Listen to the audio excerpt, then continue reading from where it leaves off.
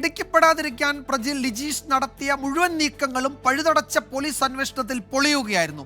തന്റെ ദൃശ്യം പതിയാതിരിക്കാൻ തിരിച്ചുവെച്ച CCTV camera പോലും പ്രതിക്ക് പിന്നീട് പാരയായി. ACPയുടെ നേതൃത്വത്തിലുള്ള 20-അംഗ സംഘത്തിന്റെ വിപുലമായ അന്വേഷണം കേരള പോലീസിന്റെ തൊപ്പിയിലെ ഒരു പൊൻതൂവലായി മാറുകയാണ്. സജോ ദേവസ്യ കണ്ണൂരിൽ നിന്ന് വിവരങ്ങൾ നൽകും. സജോ, ഇപ്പോൾ ഈ വളപട്ടണം കേസിന്റെ വിവരങ്ങൾ മുഴുവൻ പോലീസിന് കിട്ടി. അതിൽ ഈ പ്രതിയുടെ പങ്ക് വ്യക്തമാണ്. തൊണ്ടി മുതൽ അയാൾ തെളിവ് നശിപ്പിക്കാൻ നടത്തിയ നീക്കങ്ങളൊക്കെ കണ്ടെത്തി. കീച്ചേരിയിലെ മറ്റൊരു മോഷണത്തിന്റെ വിവരങ്ങൾ കൂടി പ്രതിയിൽ നിന്ന് കണ്ടെത്തിയിട്ടുണ്ട്. അപ്പോൾ കൂടുതൽ വിവരങ്ങൾ ആ നിലയ്ക്കും പോലീസിന് നിർണായക വിവരങ്ങൾ പ്രതിയിൽ നിന്ന് കിട്ടിയിട്ടുണ്ടെന്ന് കരുതാം, അല്ലേ?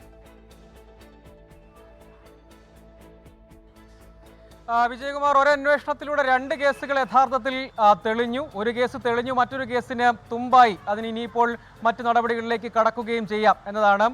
ഒപ്പം ഈ കേസിന് ഒരുപാട് സവിശേഷതകളും അപൂർവ സ്വഭാവങ്ങളും ഉണ്ട്. ഒന്ന്, നേരത്തെ കമ്മീഷണർ തന്നെ സൂചിപ്പിച്ചതുപോലെ സംസ്ഥാനത്ത് ഒരു വീട് കുത്തി തുറന്ന് 1,21,00,000 രൂപയും 267 പവൻ സ്വർണ്ണാഭരണങ്ങളും ഒക്കെ കവർച്ച ചെയ്യുന്ന അത്രയും ഉയർന്ന അളവിലുള്ള മോഷണം എന്നത് സമീപകാലത്ത് തന്നെ, അല്ലെങ്കിൽ ചരിത്രത്തിൽ തന്നെ ഇത്രയും ഉയർന്ന അളവിലുള്ളത് ആദ്യമാണ്, അല്ലെങ്കിൽ ഏറ്റവും വലിയ കവർച്ച എന്ന് പറയാം. വീട് കുത്തി തുറന്ന കേസുകൾ എടുത്താൽ അങ്ങനെയെന്ന് പറയാം. ഈ കേസിന്റെ മറ്റൊരു സവിശേഷത, ഒരേ കള്ളൻ ഒരു സ്ഥലത്ത് മോഷണം നടത്തിയ സ്ഥലത്ത് പിറ്റേന്ന് രാത്രി വീണ്ടും എത്തുന്നു. അത് ഈ കള്ളന് പ്രധാനപ്പെട്ട തിരിച്ചടിയായി. ഇങ്ങനെ 2 CCTV ദൃശ്യങ്ങൾ, വരുന്നതും എക്സിറ്റ് ആവുന്നതും തിരിച്ചുവച്ച ക്യാമറയിൽ പതിഞ്ഞ ദൃശ്യങ്ങളും അടക്കം വിശദമായി പരിശോധിച്ചപ്പോൾ രൂപസാദൃശ്യം നേരത്തെ തന്നെ പോലീസ് ഊഹിച്ചിരുന്നു. ഈ വീടിനെക്കുറിച്ച്, വ്യാപാരിയെക്കുറിച്ച്, ഈ പ്രദേശത്തെക്കുറിച്ച് നല്ല ധാരണയുള്ള ആളുടെ സഹായമോ മറ്റോ ലഭ്യമായിട്ടുണ്ട് എന്ന്. ഒരാൾ മാത്രമാണ് അകത്ത് കയറിയതെന്ന് CCTVയിൽ നിന്ന് വ്യക്തം. അത് പക്ഷേ അവ്യക്തമായിരുന്നു. അത് പോലീസിനെ തുടക്കത്തിൽ കുറച്ച് കുഴപ്പിച്ചു. ഇത് കഴിഞ്ഞ മാസം 20-ാം തീയതി നടന്നതാണ്. വീട്ടുകാർ അറിയുന്നത് അവർ യാത്ര കഴിഞ്ഞ് മടങ്ങിയെത്തി 24-നാണ്. സുവർണ്ണ മണിക്കൂറുകൾ അപ്പോഴത്തേക്കും നഷ്ടമായിരുന്നു. പക്ഷേ പിന്നീട് സാധ്യമായ തെളിവുകളാണ് പോലീസ് ശേഖരിച്ചത്. അതിൽ നിന്ന് രൂപസാദൃശ്യം പോലീസ് സംശയിക്കുന്നു, പലരെയും കാണിച്ചു. അപ്പോൾ സമീപവാസിയുടെ രൂപസാദൃശ്യമുണ്ട് എന്ന സംശയമുണ്ടായി. ആ സംശയത്തിന്റെ അടിസ്ഥാനത്തിൽ ആദ്യഘട്ടത്തിൽ വിളിച്ചു വരുത്തിയ ഒരു വിരലടയാളം മാത്രം ശേഖരിക്കുന്നു. അപ്പോഴും സൂക്ഷ്മമായും പോലീസ് ഇദ്ദേഹത്തിന്റെ നീക്കങ്ങൾ നിരീക്ഷിച്ചു. പക്ഷേ അമിതാത്മവിശ്വാസമായിരുന്നു. നേരെ മോഷണ മുതലുമായി വീട്ടിലേക്കാണ് പോയത്. കുറച്ച് വഴി സഞ്ചരിച്ചതിന് ശേഷം കറങ്ങിത്തിരിഞ്ഞ് സ്വന്തം വീട്ടിൽ തന്നെ എത്തി. നേരത്തെ തന്നെ ആസൂത്രണം ചെയ്തിരുന്നു. അതിന്റെ ഭാഗമായി വീടിന്റെ കിടപ്പുമുറിയിലെ കട്ടിലിന്റെ അടിയിൽ, വെൽഡിംഗ് തൊഴിലാളിയാണ് ഇദ്ദേഹം, ഒരു രഹസ്യാറ നിർമ്മിച്ചിരുന്നു. അതിൽ ഒളിപ്പിച്ചു.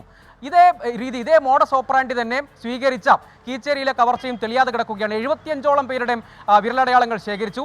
അതിൽ ഈ പ്രതിയുടെ വിരലടയാളം കീച്ചേരിയിലെ കവർച്ചയിൽ നേരത്തെ സൂക്ഷിച്ചിരുന്ന ലൈബ്രറിയിലെ വിരലടയാളവുമായി യോജിച്ചു. അതോടുകൂടി ഈ കേസിൽ നിർണായക വഴിത്തിരിവിലേക്ക് പോയി. അതായത് CCTV ദൃശ്യങ്ങൾ ഒരു പ്രധാന സൂചനയായും, ഒപ്പം ധരിച്ചിരുന്ന ടീഷർട്ടൊക്കെ പിന്നീട് അയാൾ കത്തിച്ചു കളയുകയാണ് ചെയ്തത്. ഒപ്പം ഈ CCTV ദൃശ്യങ്ങൾ ഒരു പ്രധാന സൂചനയാകുന്നു. അതിനുശേഷം വിരലടയാളം പ്രധാനമാകുന്നു. ഇതിൻ്റെ മോഷണ ശൈലി അത് മറ്റൊരു മോഷണ കേസുമായി മാച്ചാകുന്നു എന്നതടക്കമുള്ള കാര്യങ്ങളാണ് ഈ കേസിൽ ഏറ്റവും നിർണായകമായ കാര്യം. ഈ അന്വേഷണ കോലാഹലങ്ങളൊക്കെ നടത്തുമ്പോൾ ഒരു മതിലിനപ്പുറത്ത് സ്വന്തം വീട്ടിൽ പ്രതി ഉണ്ടായിരുന്നു. യാതൊരു കൂസലോ ഭാവഭേദങ്ങളോ ഇല്ലാതെ. ഈ മോഷണത്തിന്റെ ചർച്ചകളൊക്കെ സാധാരണ നാട്ടിൻ പുറത്ത് നടക്കുമല്ലോ. അപ്പോൾ ആളുകൾ, അദ്ദേഹം അധികം സംസാരിക്കില്ലെങ്കിലും ചോദിക്കുന്ന ആളുകളോടൊക്കെ അതിനെക്കുറിച്ച് അത്ഭുതം കൂറിയും മറ്റും പ്രതികരിച്ചു. തൊഴിൽ സ്ഥലത്ത് പോയി, നേരത്തെ പ്രവാസിയായിരുന്നു, ഇപ്പോൾ തൊഴിലുണ്ട്, വെൽഡിംഗ് തൊഴിൽ ചെയ്യുന്നുണ്ട്. ആ തൊഴിൽ സ്ഥലത്ത് പോയി സാധാരണ പോകുന്ന പോലെ പതിവ് ദിനചര്യകളൊക്കെ കൃത്യമായി ചെയ്തു. പിടിക്കപ്പെടില്ല എന്ന അമിതാത്മവിശ്വാസമായിരുന്നു. പക്ഷേ പോലീസ് പിന്നാലെ തന്നെ ഉണ്ടായിരുന്നു. സംശയത്തിന്റെ അടിസ്ഥാനത്തിൽ ആദ്യം വിരലടയാളം ശേഖരിക്കുന്നു, പിന്നീട് ചോദ്യം ചെയ്യലിലേക്ക് കടന്നു. ആ ഘട്ടത്തിൽ ആദ്യം പ്രതി നിഷേധിക്കുകയാണ് ചെയ്തത്. അതായത് ഈ രൂപസാദൃശ്യം എന്നത് തലയിലെ കഷണ്ടി, ധരിച്ചിരുന്ന ടീഷർട്ട്, ശരീരത്തിന്റെ ഒരു പ്രകൃതം, ഇതൊക്കെയാണ് നിർണായകമായി മാറിയത്. ആദ്യഘട്ടത്തിൽ സമ്മതിച്ചില്ല. പിന്നീട് കീച്ചേരിയിലെ കേസ് കൂടി ചോദിച്ചു. അതിന്റെ CCTV ദൃശ്യങ്ങളുമുണ്ട്. അതുമായും രൂപസാമ്യം ഉണ്ടായിരുന്നു.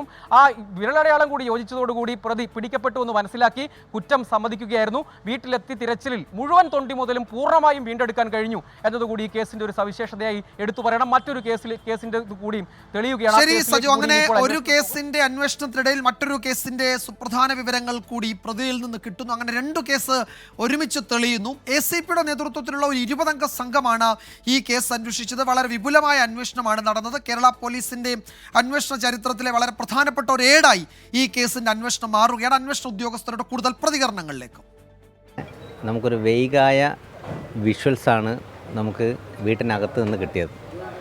അത് വെച്ച് സെർച്ച് ചെയ്തപ്പോഴാണ് ഈ കള്ളൻ എക്സിറ്റായ ആ ടൈമിന് കണക്കായിട്ട് ഒരു വിഷ്വൽസും കൂടെ കിട്ടിയത്. അതൊരു കുറച്ച് സസ്പീഷ്യസ് ആണ്.